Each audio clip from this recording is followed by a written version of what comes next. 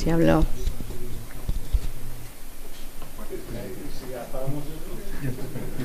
¿Qué?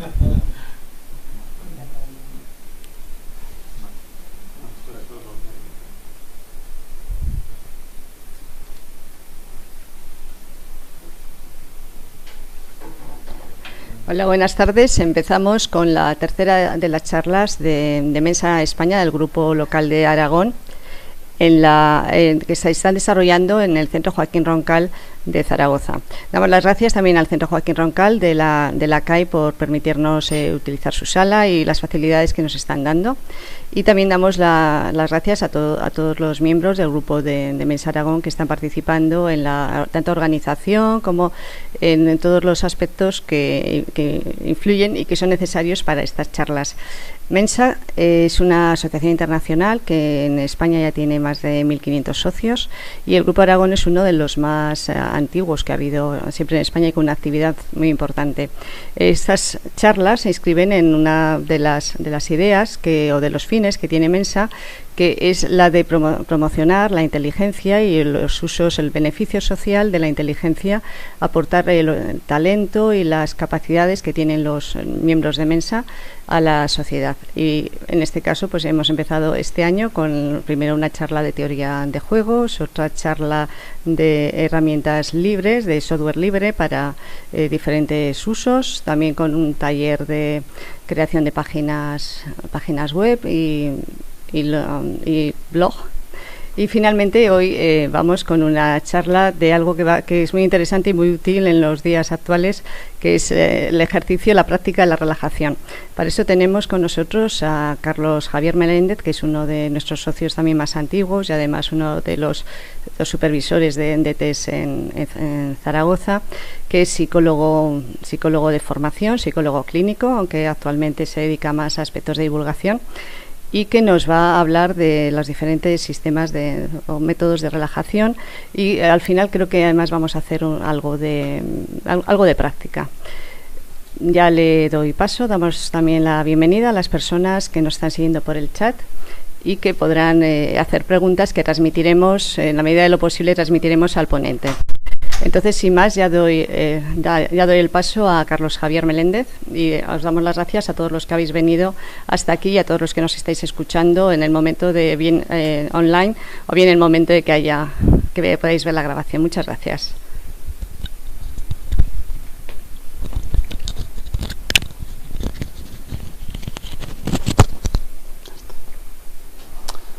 Hola, buenas tardes a todos. Soy Carlos Meléndez.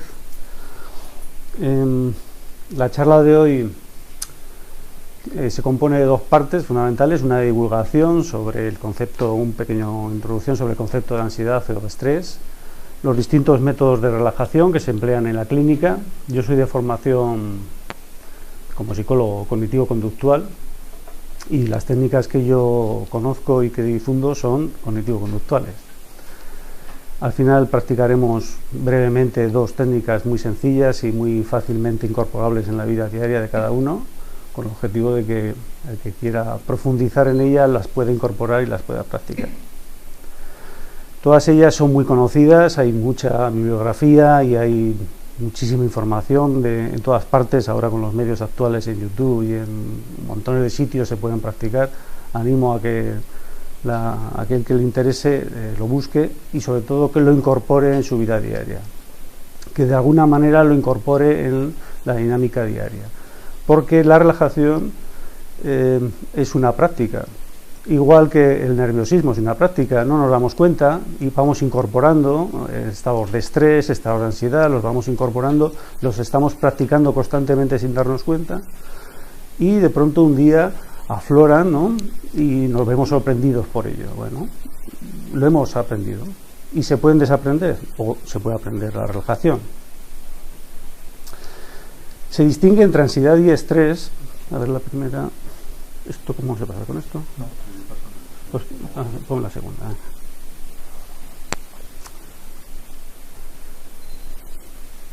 Hay que distinguir entre ansiedad y estrés. Bueno, se distingue entre ansiedad y estrés.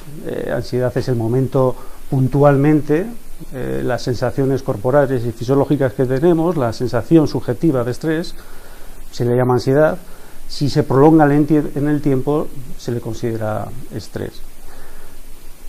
En estos aspectos influyen muchísimas variables, ¿no? Aquí pongo el locus de control, que es un concepto científico, locus de control interno y externo, para diferenciar la actitud que tiene el sujeto hacia los estresógenos, ¿no? Y su capacidad de responder a ellos. Aquellas personas que tienen un locus de control interno, es decir, que creen que ellos tienen alguna capacidad de control, sufren menos la ansiedad y el estrés, y aquellos que tienen un locus de control externo suelen ser más vulnerables, en la medida en que no se ven capacitados para controlar esos elementos externos, esos elementos estresógenos, ¿no? Aquí en la lámina esta los beneficios del estrés, no sé si tapo yo algo. El estrés tiene unos beneficios para el sujeto. Cuando un estado de estrés se mantiene, en algunos casos, ¿no? En la introducción han dicho que yo he practicado la relajación. La relajación nunca se practica por sí misma, se practica como método para, junto con otros elementos, para que el sujeto vaya tomando control sobre su propia vida. Normalmente junto con técnicas cognitivo-conductuales de reestructuración cognitiva. Por sí mismo el estrés, la práctica de la relajación controla el estrés, pero por sí mismo no lo controla ni lo elimina, ¿no? Ahora, como elemento coadyuvante con otras técnicas, como por ejemplo la reestructuración cognitiva, sí que es eficaz. Si conseguimos relajarnos por medio de las técnicas que estemos tratando aquí, u otras, o por medio de química, por unas pastillas, ¿no?, que nos tomemos, conseguiremos reducir en algún momento el estrés, pero aflorará rápidamente si no controlamos otras variables, normalmente las cognitivas, es decir, cómo evaluamos la situación, nuestro locus de control, si lo situamos de externo a interno, etcétera, etcétera. Entonces sí que empezaremos a tener un control sobre el estrés. Una de las cosas que se intentan indagar, ¿no?, en la terapia, ¿no?, en la clínica, es qué beneficios tiene el sujeto con el estrés. Porque hay unos beneficios, ¿no? Las personas, el estrés es un buen medio, es una buena manera de adaptarse al medio, es adaptativo, ¿no? Las personas perfeccionistas, por ejemplo, suelen tener mucho estrés. Eso tiene un beneficio. Una persona muy fiable, que cumple muy bien con su trabajo, que es eficaz, ¿no?, que está siempre atento a cualquier elemento de su entorno, es una persona muy apreciada en su entorno, que recibe un feedback muy placentero, pero que desarrollará probablemente elevadas tasas de estrés y de ansiedad. La anticipación, esas personas que en el trabajo son capaces de anticipar muy bien los peligros o las adversidades, o por dónde pueden venir los inconvenientes, etcétera, etcétera, pueden ser muy eficaces, pueden tener un feedback positivo, pero también desarrollarán ansiedad.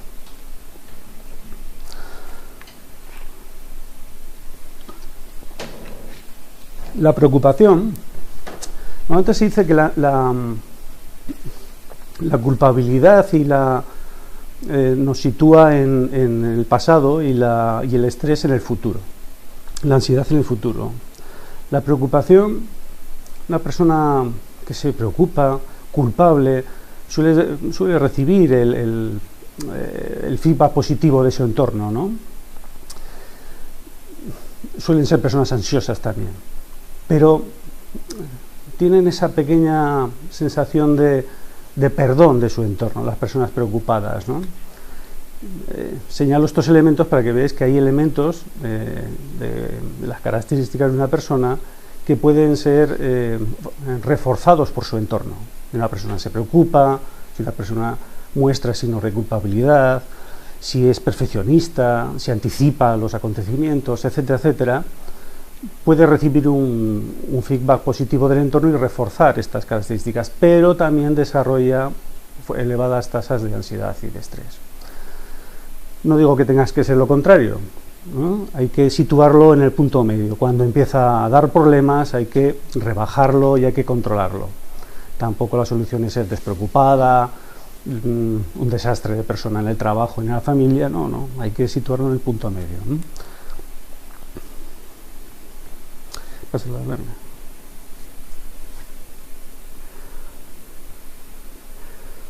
El estrés y la ansiedad tiene unas reacciones fisiológicas, desencadena unas reacciones fisiológicas. La ansiedad es un mecanismo totalmente innato, no tenemos ningún control voluntario sobre ello. Se sitúa en el sistema límbico, en la amígdala lo localizan exactamente, y es un mecanismo completamente automatizado. Luego hablaremos si aunque sea automatizado, si tenemos influencia sobre él, que la tenemos. Pero para que os hagáis una idea, el miedo a las arañas o a las serpientes no es una cosa que decidamos, está incorporado en nuestro cerebro reptiliano. Y cuando nosotros vemos una sombra que pueda parecerse una serpiente, que tiene unos movimientos que puedan asemejarse a una serpiente, llega antes a la amígdala esa información que a la corteza cerebral. Antes de que sepamos analizar si es una serpiente o es un palo o es una correa o es una goma que hay en el suelo, nuestro cerebro ya habrá interpretar que es una serpiente. Y va a desencadenar una serie de reacciones fisiológicas en consecuencia. Cualquier situación de estrés o prácticamente todas las situaciones de estrés desencadena como variables fisiológicas, bueno, lo ven aquí, cualquiera lo puede apreciar en sus propias reacciones, ¿no? Aumento de la frecuencia cardíaca y la presión sanguínea, aumento de la respiración, aumento de la tensión muscular, secreción de lípidos y glúcidos en sangre, aumento de la transpiración, liberación de factores de coagulación y el enlentecimiento de la digestión. Todos ellos van encaminados a movilizar el organismo hacia una situación límite que puede estar la propia vida implicada en ella, y lógicamente moviliza todos los elementos para esa situación límite. Si vemos todas estas reacciones fisiológicas, veremos que van encaminadas a ellos, ¿no? Lo de los factores de coagulación, los glúcidos en sangre, para movilizar los recursos para una situación límite en la que nuestra vida puede estar en peligro, ¿no? Quizás ahora, en esta época, no haya leones por la calle, no haya cocodrilos, pero nuestros mecanismos de ansiedad y el estrés están desarrollados en nuestra historia evolutiva con ese fin, ¿no? Ahora tenemos que aprender a controlar todas estas cosas de una manera, porque cuando el estrés y cuando la ansiedad se mantiene en el tiempo y se convierte en estrés, bueno, reflexionemos un poco sobre estos tipos de variables que se mantengan en el tiempo. ¿Qué va a suceder con nuestro organismo, ¿no? Momentáneamente lo resistirá bien, pero si se mantiene en el tiempo, pues eso, el aumento de la tasa cardíaca, la presión sanguínea, glúcidos en sangre, enlentecimiento de la digestión, bueno, tensión muscular, eso se traduce en problemas fisiológicos. Si se mantiene mucho en el tiempo, hay problemas también de depresión. Vamos a pasar. Las técnicas de la relajación que saco aquí están extraídos del libro de Davis, de McKay y Esselman. Creo que siguen estando en el mercado este libro. Es muy didáctico, muy didáctico, con muchas imágenes y mucha información. Esto es simplemente una lista. Si alguno quiere alguna información específica sobre cada uno, después podemos hablar sobre ellas, ¿no? La relajación progresiva es una de las que practicaremos ahora. La respiración es muy importante, la practicaremos después y nos explayaremos un poco más. La meditación a mí me parece, evidentemente no lo podemos practicar aquí, pero me parece una de las técnicas más interesantes y más efectivas, ¿no? En la medida en que no solo se practica la meditación y el control mental, es decir, se incorpora en la vida del propio sujeto, ¿no? El entrenamiento autógeno es muy interesante, pero es muy complicado porque requiere mucho esfuerzo a la hora de aprendizaje interoceptivo, ¿no? Estados de calor, estados de pesadez, y practicar, y mucha imaginación y practicarlo, eso es muy interesante, pero muy complicado. La detención del pensamiento se utiliza esta es una técnica cognitiva, no solamente fisiológica. Las personas obsesivas, las personas excesivamente preocupadas por por los acontecimientos que constantemente está trayéndole al consciente peligros o posibles peligros o culpas, ¿no? Lo que se ha hecho o lo que puede suceder, etcétera, etcétera. Bueno, hay que distinguir entre el pensamiento productivo del improductivo. El productivo es aquel pensamiento que va encaminado a buscar soluciones, y el pensamiento improductivo es aquel que constantemente está trayendo a la mente datos ya procesados. No son datos nuevos, ese es el pensamiento improductivo. Si constantemente estamos trayendo a la mente datos ya procesados, es un pensamiento improductivo y no nos sirve. El pensamiento que se ocupa de los problemas, sí, pero se aporta datos nuevos, si no, ya es preocupación. Bueno, pues ahí hay que detener el pensamiento, hay que parar esas ideas obsesivas, esas rumiaciones, ¿no? Y para eso se utilizan este tipo de técnicas. Se utilizan normalmente en clínica, ¿no? El rechazo de ideas irracionales es lo que os he dicho antes, es lo que hay que practicar junto con la relajación, ¿no? Uno se relaja, es incompatible la relajación física y la tensión nerviosa mental, con lo cual es el momento apropiado para empezar a ver las cosas de otro modo, a trabajar a nivel relacional, a nivel consciente de lo que nos preocupa y lo que nos obsesiona, ¿no? Técnicas de afrontamiento encaminado a problemas concretos y situaciones concretas también es el área cognitiva y comportamental. El entrenamiento asertivo, muy importante, creo que es muy importante, ¿no? Luego abriremos un poco más en esta. La administración de tiempo, normalmente a las personas estresadas se administra muy mal el tiempo, muy mal. La biorretroalimentación se utiliza con aparatos y con equipos que, bueno, son más o menos complejos y difíciles de aprender a manejar. La bibliografía habla maravillas de ellos, pero en la clínica no se ve mucho, incomprensiblemente, en mi opinión. La nutrición es muy importante, aunque no nos demos cuenta, ¿no? Controlar las grasas, el alcohol, el tabaco, tampoco obsesionarse, ¿no? Pero la nutrición es importante. El ejercicio a mí me parece que es el principal y el mejor método de relajación, el ejercicio. Si eso lo combinamos con meditación, otras cosas ya, estupendo. El ejercicio se puede incorporar en la vida diaria de cualquier persona, se puede adaptar a cualquier situación, solo tiene ventajas, en mi opinión. Las técnicas de los movimientos oculares, luego hablaremos de ellas, nos explayaremos un poco más. Es una técnica relativamente nueva, un poco incomprensible, ¿no? Ya luego cuando la explique veréis que cuesta creer que eso pueda ser eficaz. Bueno, hay gente que dice que es eficaz, yo la he empleado alguna vez y ha sido extrañamente eficaz, no sé por qué. Luego cuando os explique veréis. Últimamente está muy de moda el mindfulness, ¿no? La conciencia plena, y no es más que yoga o concentración. Pero hay un campo muy interesante últimamente, salen muchas revistas de psicología y de clínica, y se está haciendo cosas muy interesantes, ¿no? Bueno, la relajación progresiva se llama método Jacobson. Ya en la siguiente lámina veremos que vamos a seguir estos, nos explayamos un poco más, no me extenderé mucho porque quiero empezar cuanto antes con lo de la relajación. Sí, la siguiente. Se llama técnica de Jacobson y consiste en tensionar y relajar los músculos. Esto se emplea sobre todo para aquellas personas que se introducen mal en la relajación, en la que luego practicaremos además, que es la mental, porque consiguen muy mal el relajar el cuerpo. Entonces, tensar y destensar los músculos se consigue un aprendizaje de los propios músculos, un aprendizaje interoceptivo de los estados corporales. Lo que se pretende es extender luego a la vida diaria ese aprendizaje, y cuando uno va detectando en su organismo tensiones, pues aprender a distenderlo. En la clínica lo que se hace con este método es centrar al sujeto en sus estados, que se haga consciente de esos estados de tensión y relajación, y vas ahí practicando estas situaciones.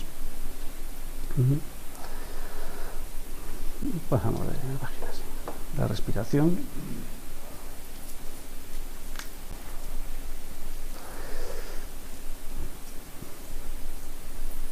Bueno, aquí abajo pongo el bostezo, el suspiro, la respiración del niño. Bueno, el bostezo y el suspiro son mecanismos automatizados de respirar, ¿no? Y encontramos una satisfacción en ello.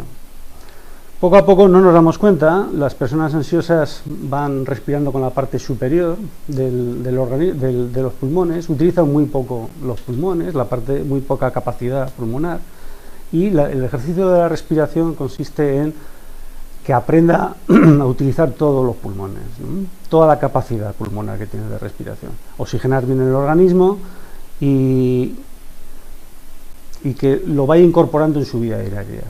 Igual que se aprende a respirar mal, se puede aprender a respirar bien, y es muy importante. En mi opinión, básico, ¿no?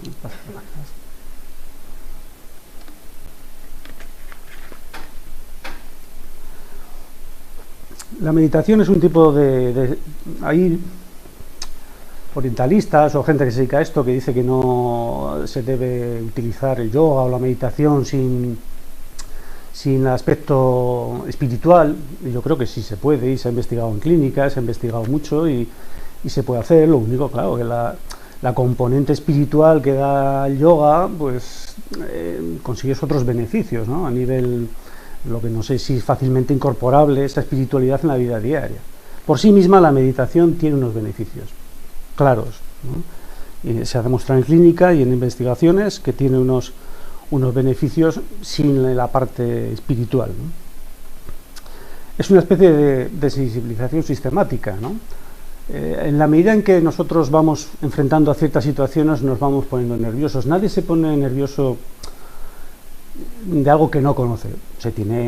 Existe la ansiedad de lo desconocido, claro, pero si no conoces una cosa no te pone nervioso. Es el trato con cierto tipo de situaciones, ¿no?, lo que nos va sensibilizando, ¿no?, nos va cogiendo temor y se van automatizando esos temores.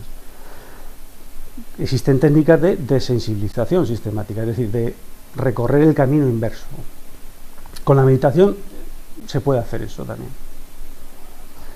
El momento en que tú alcanzas un estado de relajación mental, de paz, que la vacías de cualquier preocupación, y eres capaz de ver ciertos acontecimientos que antes eran estresantes, que desencadenaban nerviosismo y ansiedad, y lo ves en un estado de relajación, no desencadena, vas rompiendo esas conexiones. Es lo que se pretende con la meditación y con otras técnicas, romper esa cadena, ¿no? Y con esto se puede hacer. El objetivo de la meditación es asistir a los acontecimientos sin juicio, sin reacción, ¿no?, objetivarlos. Es una desensibilización sistemática con otras palabras y con otras explicaciones y con otra forma, otra verborrea, ¿no? Yo creo que es un modo de vida la meditación. La meditación no se puede practicar en casa un rato por las tardes, hay que incorporarla en la vida diaria, y esa distancia hacia el objeto, ese romper la necesidad de emitir un juicio ante todo, que es la meditación, si lo incorporas en tu vida diaria, estás logrando un beneficio enorme para combatir el estrés y la ansiedad, ¿no?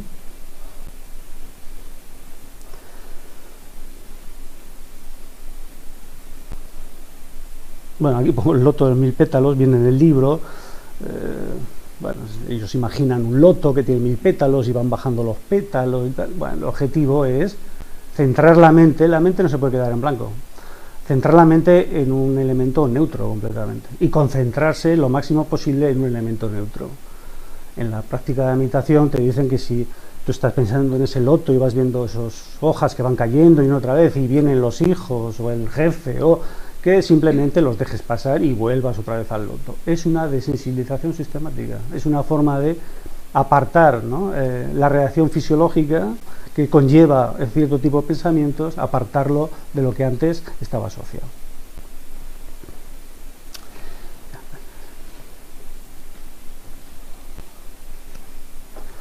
El entrenamiento autógeno, bueno, ya hemos dicho, es una especie de autohipnosis, ¿no?, en la que uno se va introduciendo sugestiones de pesadez y de calor, sensaciones, se entretiene y se concentra en las relaciones fisiológicas, y es una especie de autohipnosis.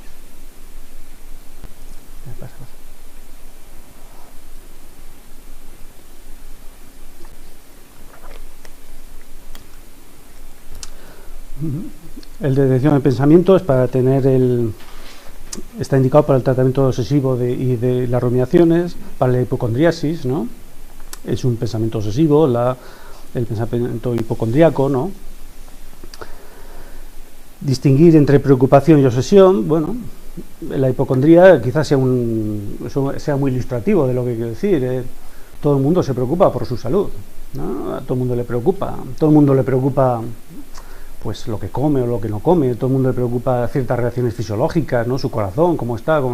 Todo el mundo le impresiona mucho que haya muerto un vecino que tenía solo 45 años, ¿no? Como tú, ¿no? Bueno, ¿hasta qué punto?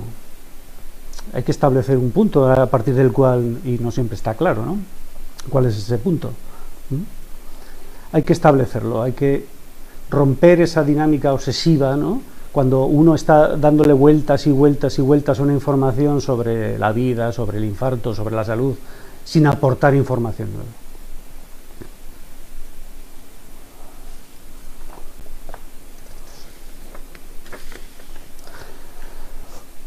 Una de las técnicas que se utiliza para la detención del pensamiento, luego como curiosidad, no lo vamos a practicar aquí, es el golpe en la goma, ¿no? Es pensar en una cosa que nos preocupa durante X minutos, y cuando pasa ese con un despertador, cuando suena el despertador, no es un golpe, la goma en la muñeca, y dejar de pensar. Y eso practicarlo, eso se hace en la clínica. Es difícil de enseñar en un sitio así, pero existen técnicas y en algunos casos son eficaces, en algunas personas son muy eficaces.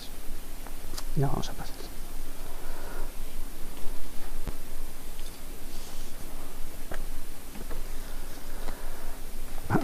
El rechazo de ideas irracionales, bueno, aquí pongo la terapia racional emotiva de Ellis, existen otras similares, ¿no? De lo que se trata es de combatir y de aprender a cuestionar las ideas irracionales y los pensamientos irracionales, que inevitablemente acompañan a la ansiedad y al estrés.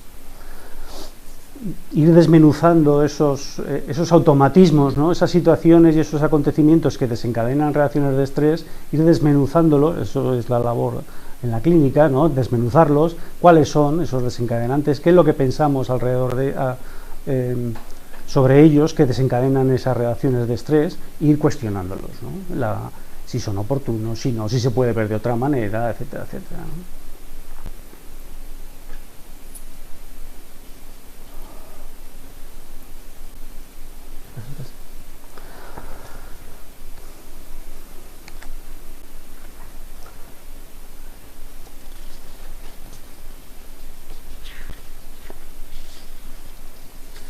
Bueno, las técnicas de afrontamiento no vamos a hablar de ellas aquí.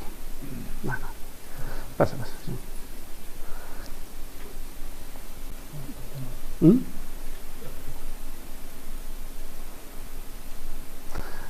El entrenamiento asertivo, me parece importante.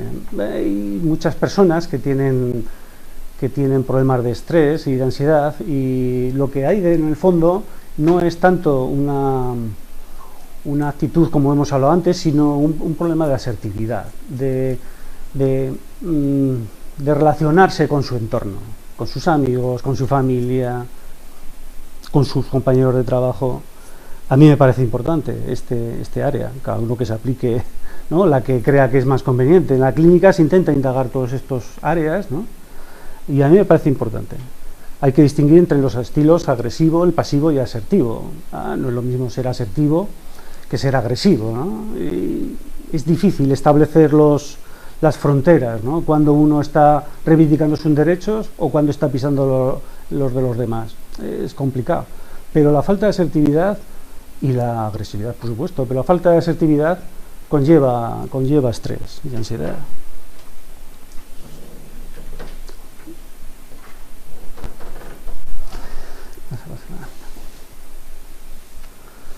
La administración del tiempo yo creo que es fundamental, y lo que subyace a muchos problemas de ansiedad, ¿no? Cómo nos administramos el tiempo. Y pongo ahí los beneficios secundarios de la falta de organización, porque suele subyacer en muchas resistencias, ¿no?, de algunas personas a tratar este tema, de afrontar este problema, que hay beneficios en la falta de organización. En la medida en que uno no se organiza, puede tener una idea irreal de poderío, de que puede hacer cosas, de que no puede hacer, puede justificarse dejar de hacer cosas, porque siempre tiene la capacidad de meter en la lista otras secundarias y menos importantes, pero que tienen el objetivo de apartar cosas que no queremos hacer, ¿no? Y que debemos hacer. Una buena agenda en la que plasmemos nuestras obligaciones, lo que debemos hacer, lo que es importante y lo que no, lo que es secundario, etcétera, etcétera, lo que vamos a hacer mañana, lo que tenemos que hacer la semana que viene, evitará mucha ansiedad. También tendrá el inconveniente de que tendremos que hacer cosas que no queremos hacer, pero las debemos hacer. Y eso nos evitará a la larga ansiedad y estrés.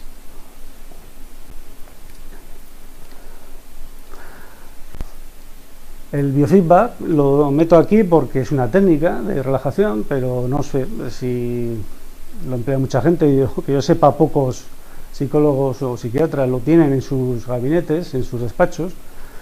La bibliografía habla maravillas, pero se emplea poco. Yo creo que es eficaz, pero conozco poca gente que la emplee, ¿eh? Lo pongo aquí simplemente a título de divulgación. La siguiente es la nutrición. La nutrición, ya lo he dicho, ¿no? Es importante, por el alcohol y el tabaco, por supuesto, ¿no? Pero bueno, el ejercicio físico y la alimentación para el estrés a mí me parece básico. Orientado por un profesional, naturalmente, ¿no? Que nos guíe en esto. Ejercicio físico, ya hemos hablado de él. Sí. La técnica de los movimientos oculares, el MDR que llaman los americanos, aquí tendría que haber un circulito con una R porque está registrado, es una técnica registrada por Sapiro. Consiste en, según dicen ellos, que está indicada para las experiencias traumáticas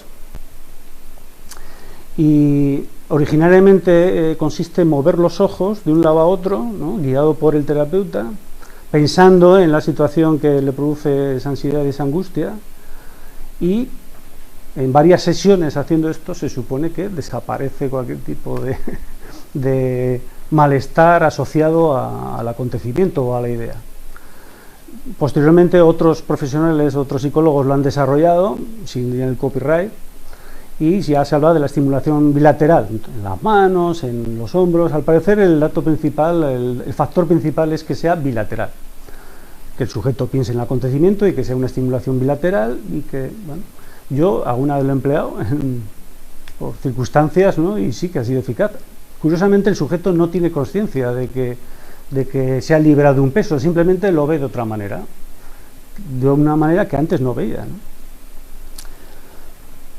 Hay que hacerlo con un profesional, por supuesto, preparado y entrenado en estas técnicas, ¿no?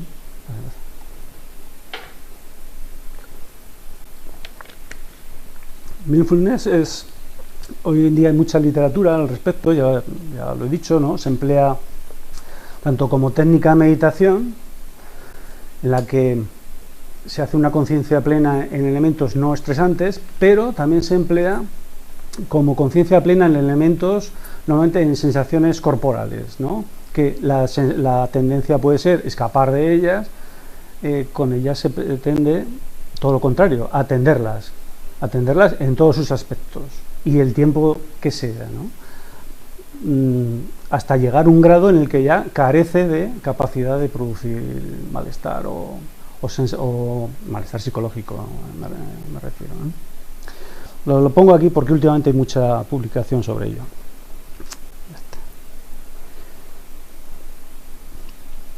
Y para terminar, bueno, me gustaría practicar las dos técnicas que quería traer aquí. Una es la respiración y otra es la relajación en imaginación. La respiración es fácil de hacer, es muy fácil de incorporar en la vida diaria, facilísimo. Por la mañana, cuando vamos a trabajar en autobús, probablemente nos salga muy bien. A mediodía probablemente ya no nos salga tan bien porque estamos ya imbuidos en la dinámica cotidiana y probablemente nos salga tan bien. Por la tarde, quién sabe, y por la noche nos saldrá muy bien también. Si lo hacemos 4 o 5 veces al día, en ratitos que el ejercicio puede durar 5 minutos, 10 minutos, depende de las sesiones que hagamos, de las respiraciones completas que hagamos, ¿no? Con el tiempo lo podemos incorporar y en cualquier momento, en el trabajo, en una reunión familiar, en cualquier situación, nos podemos ir un momento al váter, a un rincón, ejercitarla un rato y serenarnos.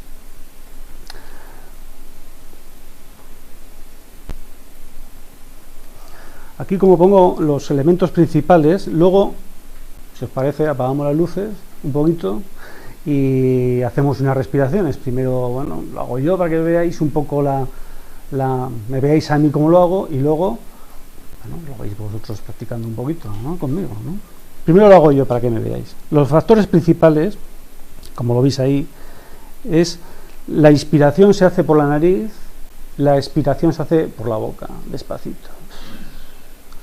Como si uno se puede imaginar una vela delante, encendida, y la llama tiene que vacilar un pelín, con esa lentitud. La cadencia, cada uno la tiene que adaptar a sus propias circunstancias.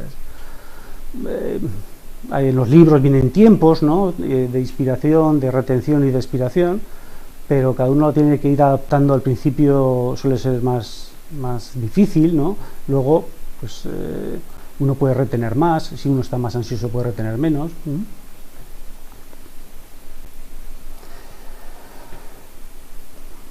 Aquí las clasificaciones que vienen, la respiración abdominal siempre se pone el ejemplo de los niños, cómo respiran los niños, los bebés cuando están en la cuna, pues se les hincha la barriga y se les deshincha, ¿no? Se les hincha y se les deshincha. Es una respiración placentera, pacífica. Ellos están relajados, se les ve. Y nosotros pues tenemos que fijarnos un poco en ese tipo de reacción natural, ¿no?, para lo que quiero decir, ¿no? Hay mucha gente que le cuesta distender el estómago cuando respira. Bueno, hombre, el estómago no respiras con el estómago, pero al distender el estómago lo que haces es dejar sitio para que los pulmones se llenen de oxígeno, ¿no? Entonces, el primer ejercicio consistirá en inspirar y, bueno, verbalizamos de llenar el estómago. No estamos llenando el estómago, lo que estamos haciendo es dejar sitio para que el oxígeno, lo que inhalamos, llegue hasta el fondo de los pulmones, ¿no? Cuando habla de la inspiración abdominal y ventral, se refiere a que en un segundo paso, en un segundo estadio, llenamos los pulmones y distendemos las costillas. Estamos dejando sitio al extender el estómago en la parte baja y al extender las costillas en la parte media. La inspiración abdominal, ventral y costal ya es una respiración completa. Voy a hacer un ejemplo, ¿no? Es muy bueno, es un feedback que vosotros os pongáis la mano en la zona que estáis distendiendo, ¿no? Y en este caso, la abdominal se retiene la respiración y se expira. Las manos nos dan el feedback que buscamos. Cuando lo ponemos aquí, notamos cómo se distienden las costillas, y cuando lo ponemos en el pecho, notamos cómo se hincha el estómago. Pues el pecho, la parte superior, ¿no? Pues una respiración completa sería: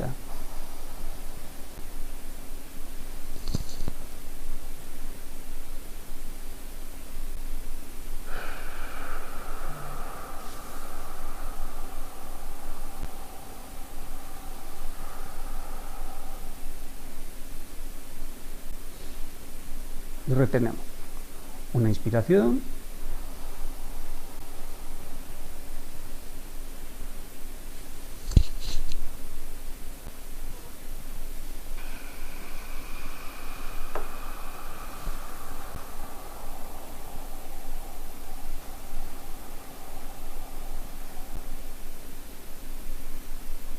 eso es un ciclo completo de respiración. Tenemos dos beneficios. Uno, estamos llenando nuestro organismo de oxígeno, todos los pulmones. Segundo, prestamos atención a la respiración. Desatendemos cualquier otro tipo de preocupación. Es un espacio para nosotros y para nuestra propia relajación. Si esto lo hacemos un rato, un descanso en el trabajo, no vamos a los servicios o a un rincón que estamos tranquilos, y lo hacemos 5 veces, inmediatamente tenemos un beneficio. Pero luego hay un beneficio que viene con la práctica, que andando por la calle, en el autobús, en cualquier sitio, nos vamos a dar cuenta. Recordad lo que os he dicho, el estrés se aprende y la relajación también se aprende. En cualquier sitio nos daremos cuenta de que estamos respirando con la parte superior. Es una señal inequívoca de que tenemos que apartarnos un rato y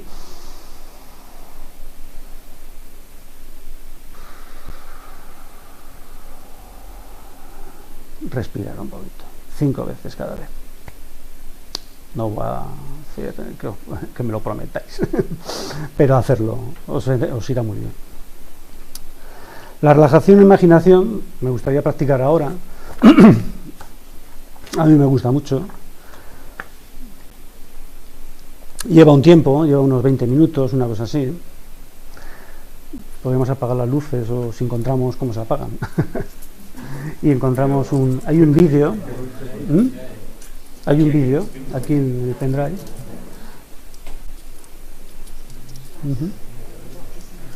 Un vídeo que pone vídeos, no, Cielo de Canarias, no, es que esto no lo podrá leer. Cielo de Canarias, Oste, San Island. Eso está chulo, No, el de Island. Y si hay alguna manera de hacerlo, de ralentizarlo, no, el de abajo, Midnight Sun. Es sobre Islandia. Si hay alguna manera de ralentizarlo o de ponerlo después. Bien, parado.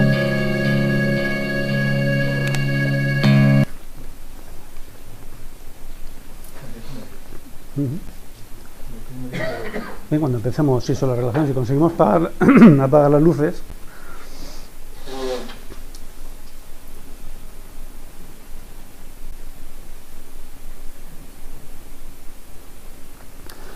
La relajación e imaginación consiste,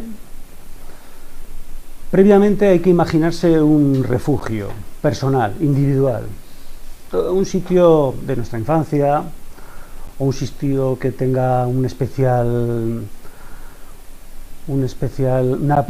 carga emotiva asociado a la relajación y a la tranquilidad, ¿no? Puede ser, pues eso, una playa, la gente suele pensar en una playa, en un bosque, en un sitio de la infancia, etcétera, etcétera, ¿no? Un sitio donde uno se refugie y uno vaya en imaginación a tranquilizarse.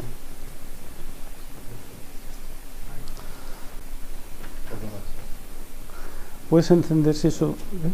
No. ¿Puedes encender esa luz? Sí. Esta es independiente de esas, ¿no? Bueno. Vale. Si apagas esa es demasiado oscuro. ¿Es demasiado oscuro? Enciende el vídeo, que ilumine un poco la... Bueno, pues nos imaginamos un sitio al que luego iremos cuando avancemos en la imaginación, un sitio que será nuestro refugio y al que acudiremos las veces que queramos, ¿no? Ahí está nuestra disposición para acudir a él. En la posición en la que estamos ahora, nos ponemos cómodamente, apoyamos las manos en las piernas, cerramos un poquito los ojos o miramos las imágenes, como queráis. Hacemos una respiración abdominal y nos vamos introduciendo en la situación.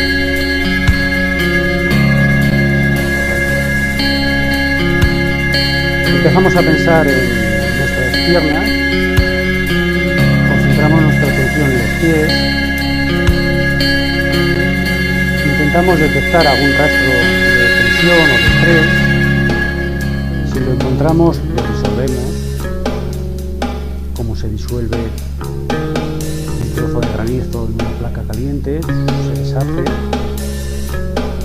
Recorremos con nuestra imaginación la pierna derecha, la pantorrilla,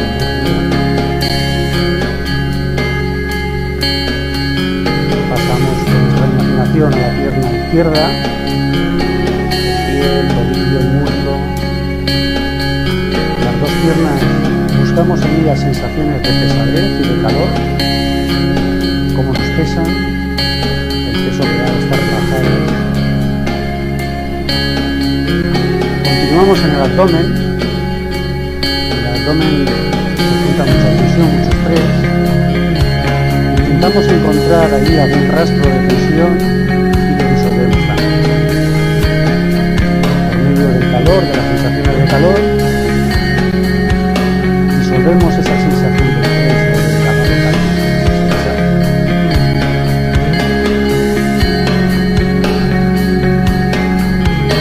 Continuamos con nuestra atención hacia arriba, hacia el pecho, hacia los hombros.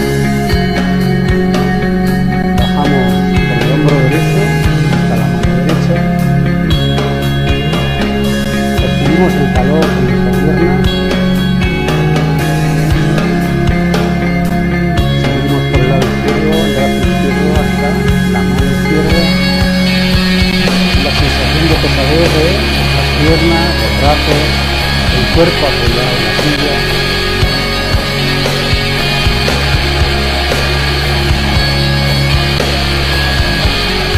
Partimos de la nuca, el cuello, y empezamos a recorrer la cara. En la cara se acumulan rastros de tensión, los labios, los ojos, la frente. Nos imaginamos que se alisa, que se extiende, que desaparece la tensión.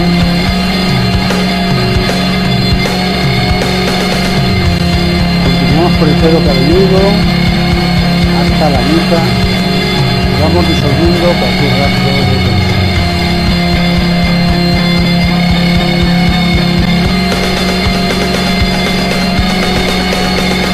Ahora con el cuerpo ya pesado, caliente, rápidamente apoyado en la silla, vamos a imaginar que descendemos por unas escaleras de piedra que se introducen en un sitio enorme, en una especie de galería enorme, y empezamos a bajar las escaleras mientras yo cuento de 10 a 0. Empezamos a bajar 10, 9, 8. En este proceso nuestro cuerpo se distiende, se relaja aún más todavía. 7, 6, 5, un poquito más relajado, un poquito más distendido. 4, 3, 2, 1, 0.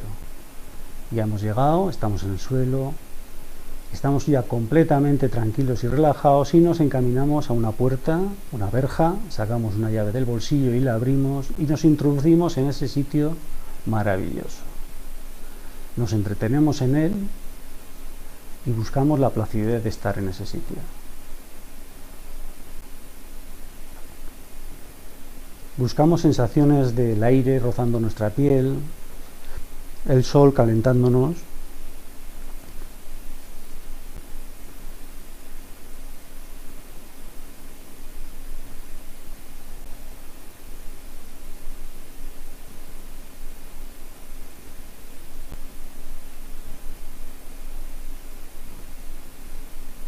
En él estamos tranquilos,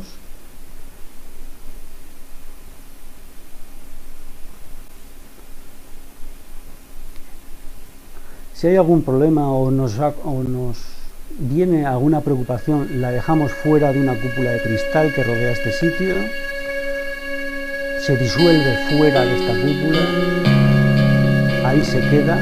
Este es nuestro refugio y a él acudiremos las veces que deseemos.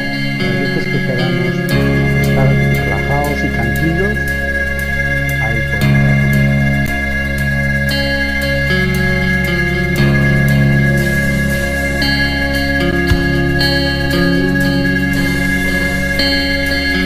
Vamos a abandonar este sitio, al que podremos acudir las veces que queramos. Salimos por la verja, cerramos con ella y guardamos una llave de oro, de plata, como más os guste, en vuestro bolsillo. Caminamos hacia las escaleras y poco a poco iremos saliendo en sentido inverso, subiremos por escaleras, yo contaré de 0 a 10 y iremos saliendo del estado de relajación. Empezamos a subir las escaleras, 0, 1, 2, 3, nuestro cuerpo se activa un poquito más, 4, 5, 6, subimos las escaleras, los cuatro estamos llegando, nuestro cuerpo se activa, 7, 8, 9, 10. Hemos llegado arriba, ya hemos salido de este estado de relajación y podemos acudir a él las veces que queramos.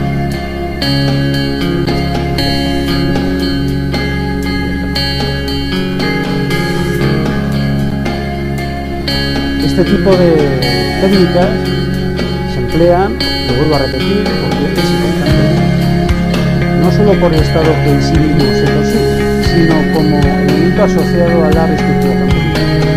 Lo que se hace de otra manera, se afronta de otra manera, se trabaja en cierto tipo de elementos, el estrés, se trabaja con esto. El objetivo es aprender a ver las cosas de otra manera. Y bueno, ahora arriba espectacular y competitivo.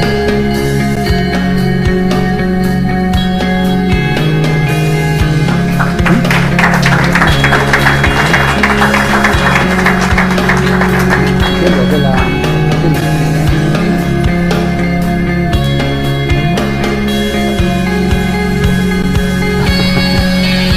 bibliografía, bueno, la que he puesto ahí de estos autores está bien, pero hay muchísima bibliografía. Repito que yo, mi orientación es cognitivo-conductual y estas técnicas se emplean en la psicología cognitivo-conductual. Hay otras técnicas de otras orientaciones, pero yo no participo de ellas.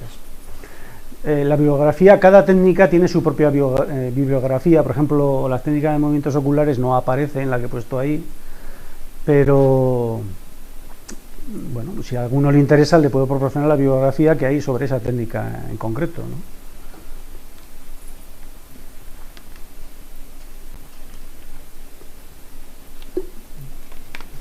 La preguntaba, bueno, están leyendo por el chat y lo preguntaba alguien del chat el tema de la bibliografía.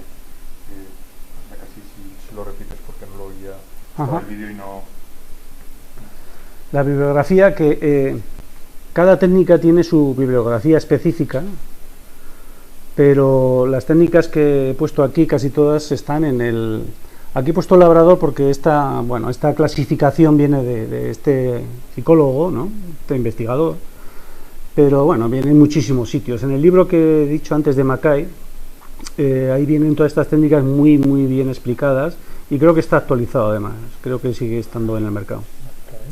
Viene en una de las diapositivas.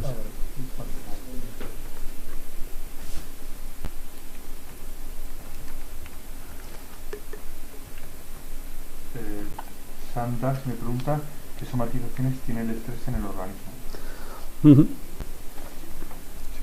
Sí, las somatizaciones del estrés en el organismo, si ves la diapositiva donde viene las reacciones del organismo al estrés, eso nos puede dar una idea de qué tipo de problemas puede producir en el organismo un estrés continuado, ¿no? También es cierto que al estrés se le ha achacado ya de todo, ¿no? El estrés es la causa de todo, sin tener en cuenta que el estrés es fundamental para la supervivencia, es muy importante. Digamos que lo crítico es establecer el límite, y cada persona tiene su límite. No puedo dar una respuesta más precisa, pero tristemente es así. Quiero decir que personas que están sometidas a un gran estrés no tendrán ningún efecto fisiológico adverso, ¿no?, con el tiempo, y personas con muy poco estrés sí lo tendrán. El estrés excesivo, ¿no?,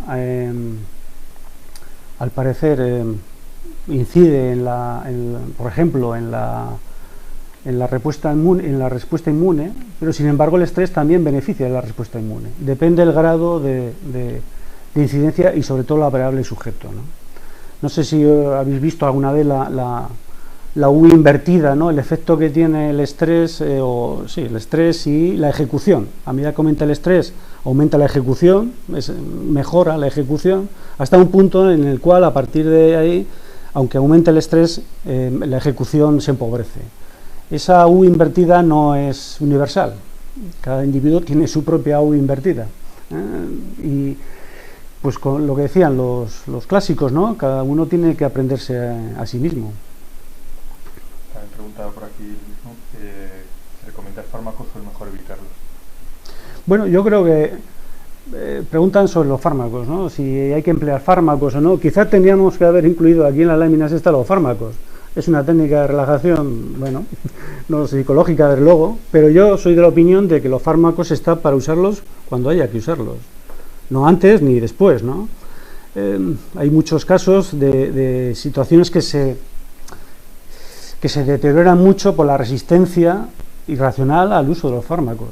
También es cierto que se ha abusado, ¿no?, por parte de la clase médica y de los sujetos, ¿no?, de los fármacos.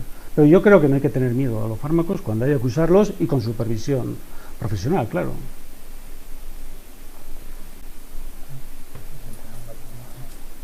Javier, ¿qué? has comentado los efectos fisiológicos del estrés, se parece mucho a una descarga de adrenalina. Es una descarga de adrenalina, sí. O sea, pero si el estrés es sostenido, es como estar recibiendo continuamente un impulso de saltar, correr, o sea, es más o menos similar, o la adrenalina también influye, o el estrés libera adrenalina, no sé si existe una relación fisiológica entre las dos. Sí, el estrés utiliza ese tipo de sustancias para manifestarse, ¿no? No por sí mismo el estrés, la percepción psicológica de un peligro no se transforma inmediatamente en una tensión nerviosa. Hay una mediación de hormonas y de una reacción bioquímica que se transforma en la lista que hemos puesto aquí, ¿no?, en tensión nerviosa, a nivel sanguíneo, ¿no?, de presión sanguínea y de los factores de coagulación, etcétera, etcétera. Todos ellos, si os fijáis, van encaminados a una situación de mucha exigencia fisiológica, ¿no? Si eso se mantiene en el tiempo, se cronifica, están ahí permanentemente esas reacciones fisiológicas, ¿no? La adrenalina y de otras sustancias están en el organismo produciendo esa sensación, ¿no? O sea, que la adrenalina es una consecuencia del estrés, pues. Sí, hombre, también se puede hacer a la inversa, ¿no? Es decir, creo que fue un experimento de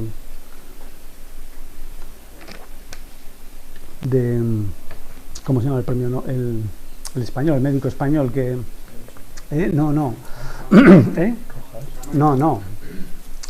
Bueno, uno de los experimentos originales en la psicología era introducir adrenalina a un sujeto en distintas situaciones sin que él supiese que era adrenalina y luego atribuirla a las situaciones o no, ¿no? Como una variable fisiológica en este caso tenía una interpretación psicológica distinta manipulando los elementos de la situación. O ciertos medicamentos, ¿no?, que producen ansiedad y angustia, ¿no?, no están producidos por una situación, están producidos por sustancias, ¿no? El sujeto atribuye a elementos de su entorno, ¿no? Una persona permanentemente estresada tenderá, por ejemplo, a atribuir a elementos del entorno que no son los originales, atribuirle sus estados, ¿no?, sus estados de ansiedad y de estrés, ¿no? No sé si lo he explicado, lo que quería decir. Sí. Preguntan por aquí si se podría decir que la fobia es un pensamiento mal interpretado. La fobia, bueno, sí, se puede... En estas cosas hay que hacer una puntualización. Las fobias, las ideas obsesivas, hay una componente genética, hay una componente fisiológica importante. Y las fobias en concreto, hay personas que desarrollan rápidamente fobias y personas que no desarrollan nunca fobias, ¿no? O que es muy difícil desarrollarlas, ¿no?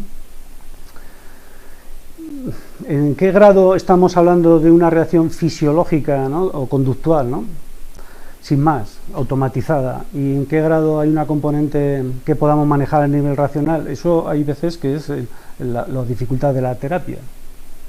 Diferenciar. hasta qué punto hay que trabajar en un área y hasta qué punto hay que trabajar en otra. Las fobias en concreto... No, creo que era Gregorio Marañón. Creo que era el que trabajó con esto. Creo. Me comentaba antes, por ejemplo, una fobia social. Si tenía relación con un pensamiento malinterpretado. Sí, por supuesto que hay pensamientos malinterpretados. Lo que no está claro que a veces sean sobrevenidos o sean los causantes. Hay gente que ciertas situaciones le producen una angustia y para evitarlo desarrolla esa fobia, pero es después cuando desarrolla los pensamientos, ¿no? Hay una componente genética y una componente de predisposición a desarrollar esas fobias o esos miedos, ¿no? Es como, no sé, por ejemplo, las adicciones, ¿no? Hay personas que tienen esa componente adictiva y es capaz de, tiene una capacidad enorme de tener diversas adicciones, ¿no? Y muchas personas, bueno, lo que manifiestan es una conducta adictiva poliadictiva, ¿no? A un montón de cosas, ¿no?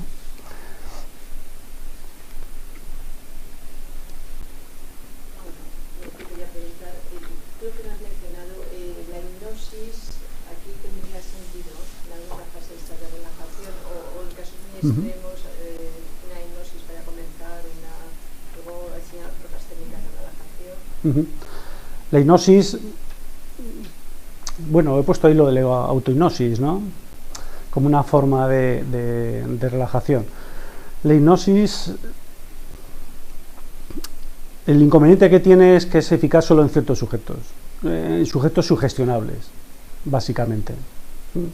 Y la hipnosis hay mucha, no digo sugestionables en el sentido peyorativo, digo sugestionables que tienen esa capacidad de ser sugestionados, ¿no? Con estas técnicas. Hay muchas ideas equivocadas alrededor de la hipnosis, ¿no? Como que la gente puede hacer cosas y que bueno quiere, etcétera, etcétera. No es cierto. Con la hipnosis no se lo puede obligar a nadie a hacer algo que no quiere hacer. No existe eso. Incluso dejar de fumar. Si deja de fumar es porque quiere dejar de fumar, ¿no? Otra cosa es que necesite un elemento externo que le empuje a ello y que haya una teatralización de la situación que le facilite la decisión. Pero la hipnosis es solo eficaz para individuos sugestionables. Nosotros estuvimos en Madrid en un mago, ¿no? Que practicaba este tipo de cosas de sacar a la gente del público y es muy entretenido, muy interesante, ¿no? Y cómo ellos van seleccionando a los sujetos y a los que ven que les van a incordiar el número los apartan, etcétera, etcétera, teatralizan muy bien la situación, ¿no? Y al final se quedan con los que ven que le van a dar juego en su número, porque en definitiva es un número, ¿no? No. Bueno, no tenía pinta. No tenía pinta, sí. No, pero utilizan unas técnicas, es muy sabido y muy conocido, las técnicas que utilizan los magos para eso, Pero la autohipnosis es autosugestión, no es sinónimo. Y la hipnosis es sugestión. Pero para una autosugestión tiene que tener una voluntad o un control mental previo ya muy importante, ¿no? Sí. Que no es fácil, que habría que hacer igual quizá tener ya algunas técnicas de relajación o de control mental antes de la hipnosis. Bueno, con todas estas técnicas tiene que haber un aprendizaje. Con todas estas, no estoy repitiendo lo que me está diciendo, no se están enterando de nada. Con todas estas técnicas tiene que haber un aprendizaje previo y una práctica. Y bueno, es muy difícil a veces convencer a los sujetos de la importancia que es la práctica, porque no se dan conscientes de, por ejemplo, dejar de fumar, ¿no? Las técnicas para dejar de fumar. Un individuo que fuma desde los 16 años, por ejemplo, puede estar repitiendo ese hábito durante 2 millones de veces, o 100.000 veces, 200.000 veces en su vida, una cantidad enorme de veces. Ha asociado estados placenteros o de diversión con ese hábito. Lo ha asociado a un montón de situaciones y de contextos diversos, ¿no? Luego, cuando deja de fumar, quiere que se disocie inmediatamente, en 15 días a ser posible.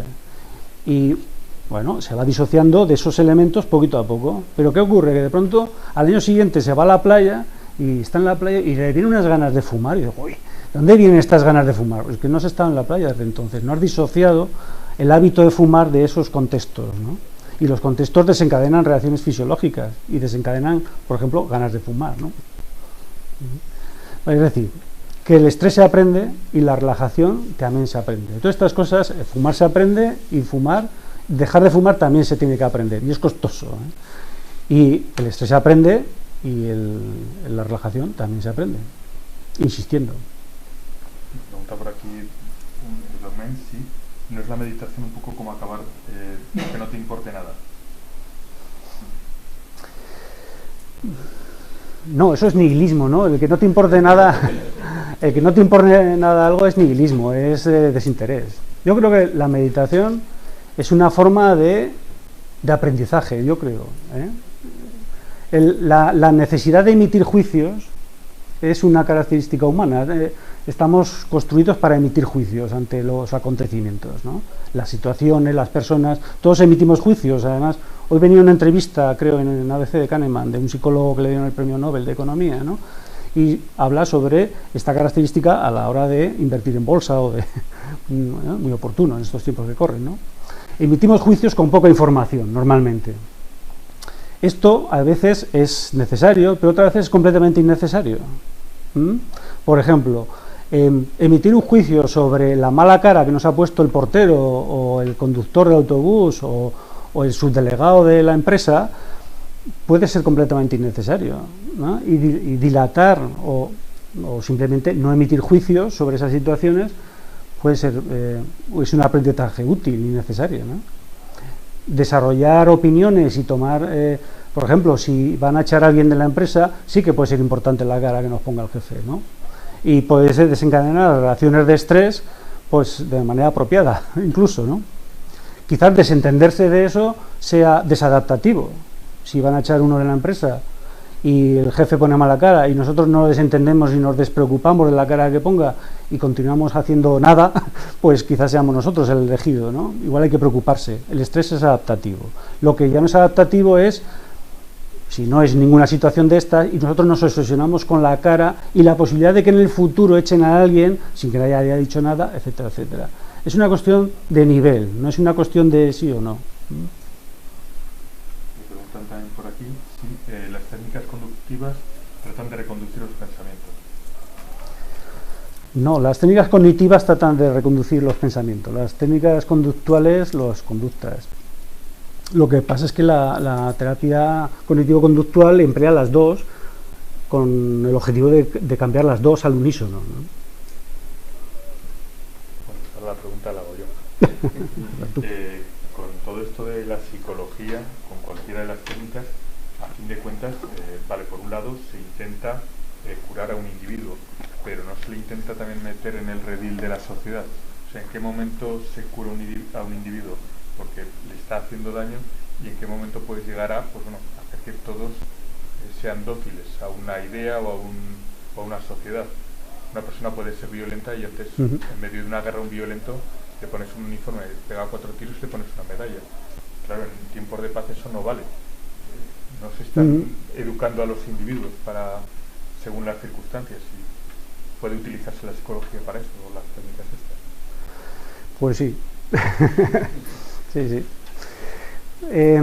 Es una cuestión, teniendo en cuenta que la psicología cognitivo-conductual, hombre, si estamos hablando de un elemento, de un problema muy focalizado, muy concreto, por ejemplo, una relación conflictiva familiar, ¿no? Pues puede ser entendido por todo el mundo que intenta reconducir los pensamientos y la conducta hacia el lado bueno, ¿no? Pero puede ser que lo esté reconduciendo hacia un lado que es bueno en la medida en que el paradigma actual lo considera bueno. Hace no muchos años había que reconducir a las personas que han manifestado una conducta homosexual y se les reconducía. Bueno, y de hecho en España todavía hay hospitales donde se les reconduce, ¿no? Y se hace eso. O la mujer que le era infiel al marido, ¿no? Se le reconducía porque manifestaba una conducta patológica, incluso, ¿no? Hoy en día nadie considera eso una conducta, poca gente considera eso una conducta patológica, ¿no? Sí, está sometido, en la medida en que estamos hablando de comportamientos y de hábitos sociales, estamos siempre en un terreno pantanoso, ¿no? Como norma general, el objetivo tiene que ser no que el individuo sea un nihilista o un desentendido, ¿no?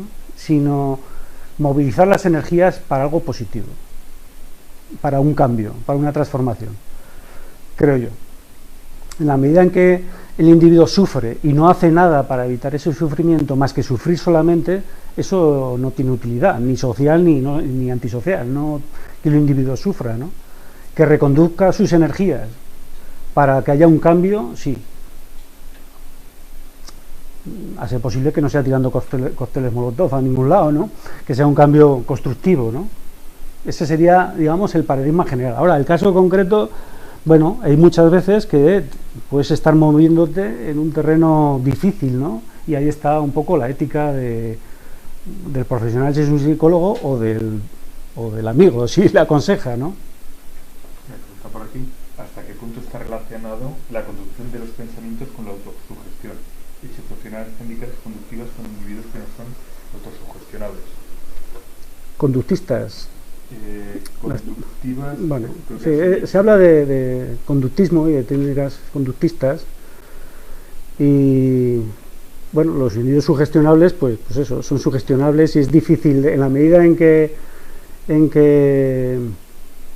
un individuo es muy sugestionable, la ética del profesional o del amigo que le aconseje tiene que guiarle a la hora de no llevarlo por un sitio donde no se debe, ¿no? Hay personas que son muy sugestionables y que hay que tener cuidado con los consejos que se les da y con en general, ¿no? Las técnicas conductistas en sí mismas o las cognitivas conductuales no son maliciosas ni perniciosas y tampoco son omnipotentes. O sea, lo que sale en La naranja mecánica, que fue la película que hizo Kubrick sobre el conductismo y sobre las técnicas conductistas, pues bueno, pues no se emplean, ¿no? No se modula, no se moldea la sociedad, ¿no? Para que sea de un modo u otro, ¿no? Que si funcionan las técnicas conductivas en un individuo que no es autosugestionable. Sí, claro que funcionan, sí. Las técnicas conductistas, como todas las técnicas, en unos funcionan mejor y en otros funcionan peor, y los individuos sugestionables, pues funciona todo muy bien. Sea el conductismo, sea cualquier otra cosa. ¿En el caso de que no sea autosugestionable? En el caso de que no sea autosugestionable, no sé si está preguntando, por ejemplo, si tiene un rechazo incluso hacia la técnica.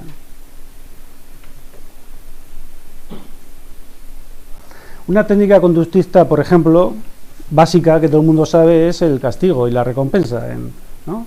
Los niños, los adultos, ¿no? Si un niño hace una cosa mala y le castigas, se supone que se debilita la probabilidad de que vuelva a repetir la conducta. Si se la premias, se supone que facilita la posibilidad, la probabilidad de que lo repita en el futuro.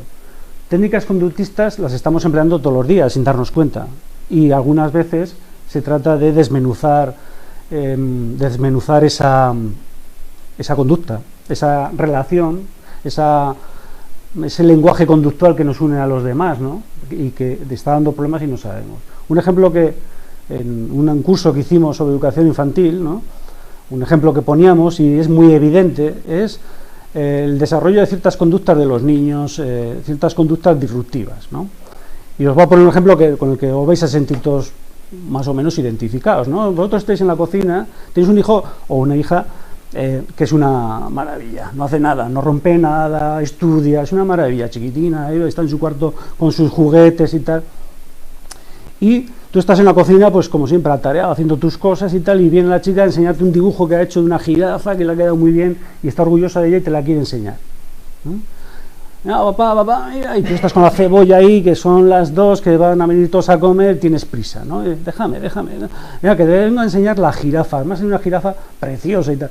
Sí, niña, muy bonita, luego se la enseñas a mamá cuando venga, ¿no? Eso, nosotros no nos damos cuenta, pero ella sí se da cuenta de que lo importante es la cebolla, no su jirafa, ¿no? Acto seguido, cuando va con la jirafa, con el dibujo de la jirafa hacia su cuarto, le da un manotazo a la garrafa que tenemos ahí preparada con la bechamel para echarlo eso y la tira al suelo, y entonces sí que dejamos la cebolla. Dejamos la cebolla y la atendemos plenamente. ¿Pero qué has hecho? ¿Pero qué manos tienes? ¿Pero quién te ha dicho que pongas la mano ahí? Eso es atención. Eso sí es atención, lo otro no. Entonces, con nuestra conducta estamos reforzando su conducta. Si eso se repite a lo largo del tiempo, si es la forma habitual que tenemos de relacionarnos con nuestros hijos, pues para recibir atención van a tener que hacer esas cosas. Porque dibujar jirafas no sirve. Romper garrafas de bechamel sí. Con esto quiero decir que el conductismo existe, quieras o no quieras. No es una técnica que... ¿no? Me comentaban lo de un autosugestionable era la falta de confianza en el profesional que te trata, por ejemplo. No creen los demás, en el profesional que te trata. Si eso puede ser un problema para... Eso es un problema para invertir en bolsa y para ir al psicólogo y para el médico. Es un problema, no confiar en el profesional que te atiende, es un problema general, sí. Por eso, bueno, yo soy cognitivo-conductual, pero aquel que quiera tratar un problema tendrá que ir a un profesional que a él le dé confianza, ¿no? Que le transmita veracidad, ¿no? Si tú le intentas explicar una cosa y él ve un tío que te quiere engañar, pues no, va a ser difícilmente eficaz, hagas lo que hagas, ¿no? Oye, yo me quedo con la duda, no he entendido bien la técnica del movimiento ocular. Sí, eso surgió, Sapiro, la técnica de los movimientos oculares de Sapiro, me preguntan por ahí que no lo han entendido muy bien.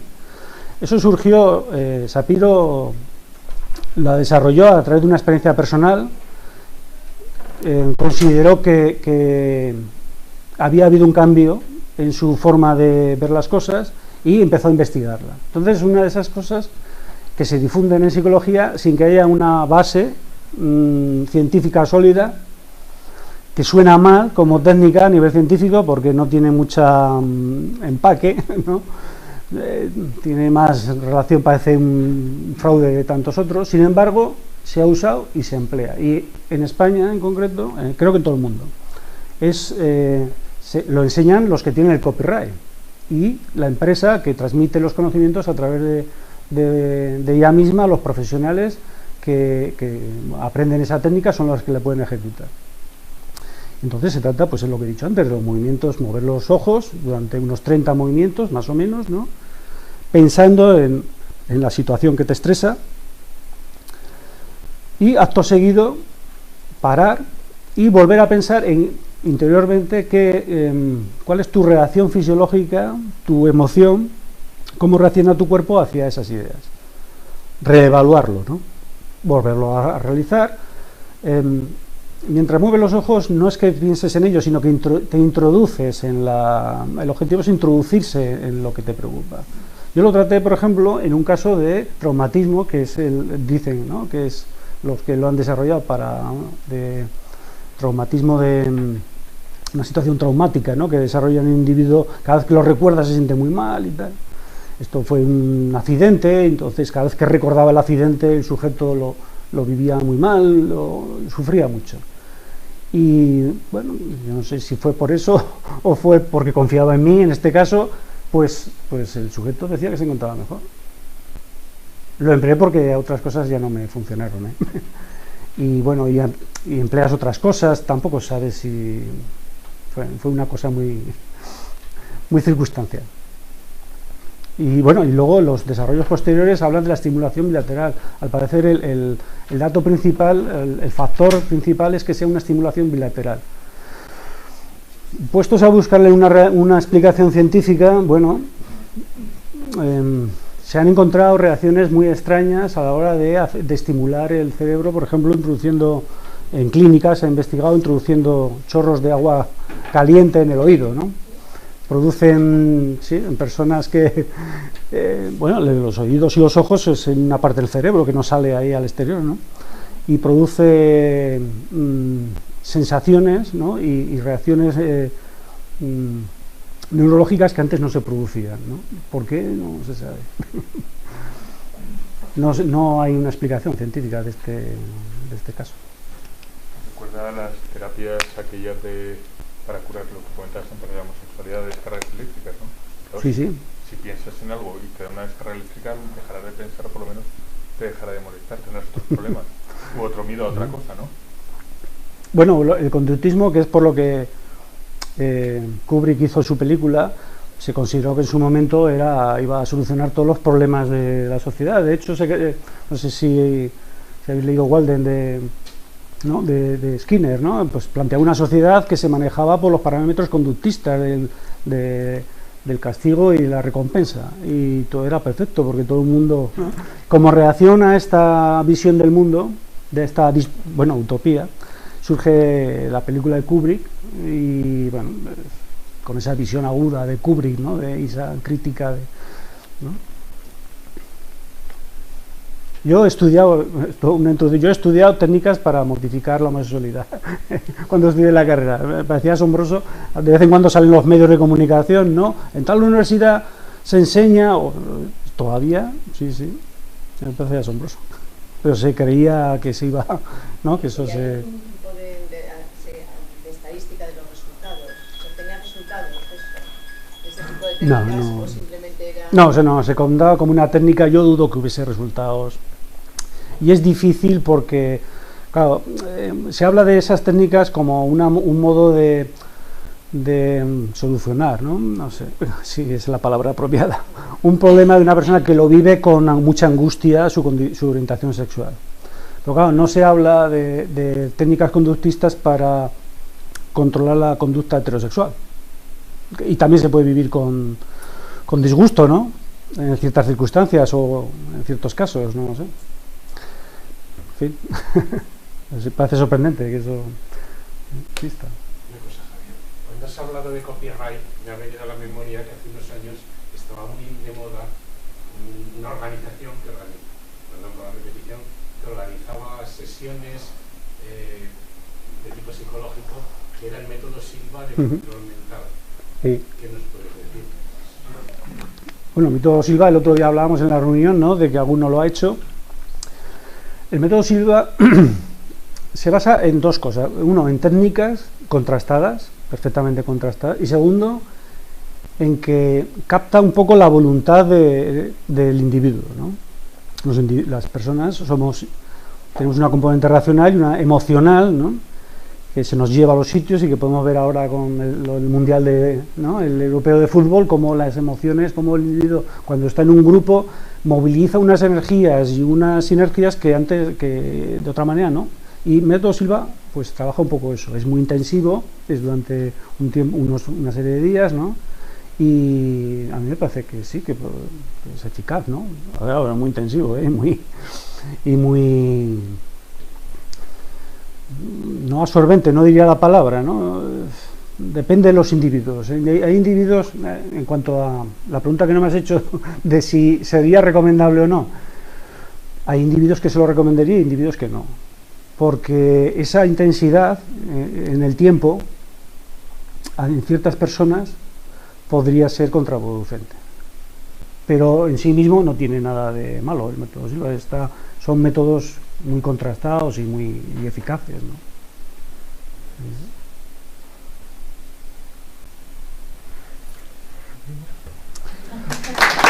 Gracias.